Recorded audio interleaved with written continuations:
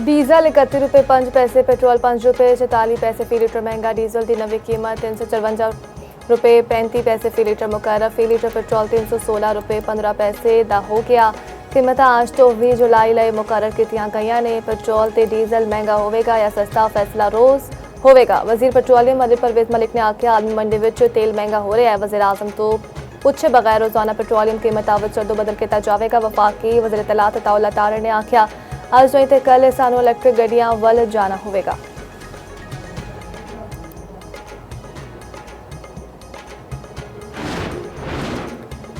हुकूमत अवाम नू रिलीफ दे, तकलीफ नहीं। सारिफीन ते पेट्रोल पंप मालिकान ने कीमतां विच रोजाना तब्दीली दा फैसला मुस्तरद कर दिता।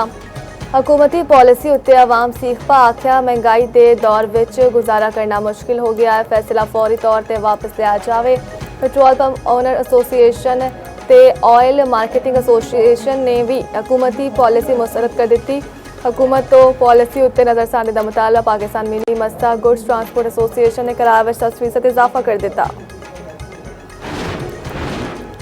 आलमी मंडी में खाम तेल की कीमतों में इजाफा। WTI खाम तेल 3% महंगा $82 फी बैरल तो तजावुज कर गया। ब्रेंट खाम तेल की कीमत में 4% बढ़ गई। नवी कीमत $88 फी बैरल हो गई।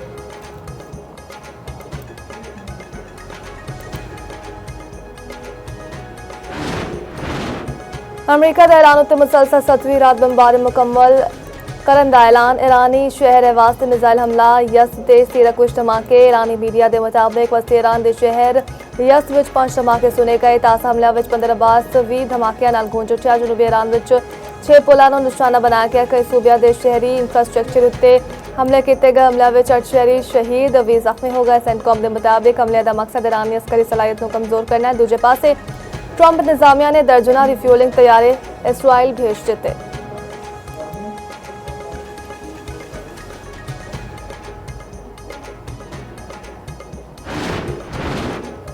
ईरान का अमरीकी हमले का भरपूर जवाब। कुवैत, बहरीन, कतर के बाद पहली बार शाम उत्ते भी मिसाइल दाग दिते। शाम विच बड़ी तादाद में अमरीकी फौजियां नूं हलाक करने का दावा ईरानी पास रन इनकलाब के मुताबिक हुरमस विच 4 टैंकर जहाज़ां नूं खिलाफ वर्जी उत्ते रोक दिता।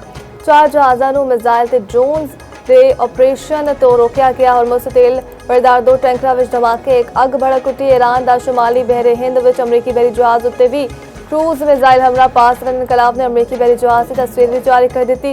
गैर मुल्की मीडिया की रिपोर्ट के मुताबिक उर्दन विच भी ईरानी मिसाइल हमले विच अमरीकी फौजी जख्मी हो गए। ईरानी सुप्रीम लीडर के मुशीर मोहसिन रज़ाई ने आख्या मुज़ाकरात जंग नाल चलन दी पॉलिसी खत्म हो गई। अमरीका ते होर हमले किए तो जंग का रुख बदल सकता है।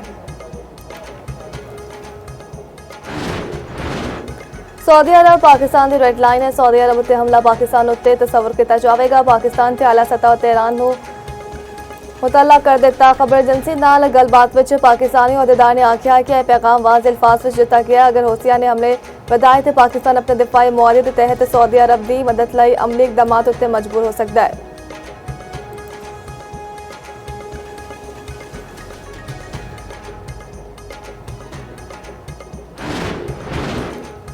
कि कश्मीर उत्ते वज़ीर दिफा का बयान हुकूमती पॉलिसी है। बिलावल भुट्टो का वज़ीर दिफा नूं हटाने का मुतालबा। वज़ीर आज़म तो ख्वाजा आसिफ के बयान उत्ते वजाहत मंग लई। रियाद विच इंतखाबी जुलसे नाल खिताब विच चेयरमैन पीपल्स पार्टी बोले वज़ीर दिफा ने जो आख्या वो हुकूमत की पॉलिसी नहीं ते इस वज़ीर नूं लत मार के बाहर कड्डो। एक वफाकी वज़ीर आखदा है 12 सीटां सारी जेब विच ने और आख्या 27 जुलाई नूं आज़ाद कश्मीर विच शेर का शिकार करांगे। एक केड़ा शेर है जिहड़ा ददयाल मीरपुर रावलाकोट नूं कश्मीर के नक्शे तो खा गया। कश्मीर में एहतजाज करने वाले गलत होंगे लेकिन सजा पूरे कश्मीर में मिल रही है। सियासी बहरान पैदा होया ते गैर जमहूरी कुव्वतां आ जांदियां ने।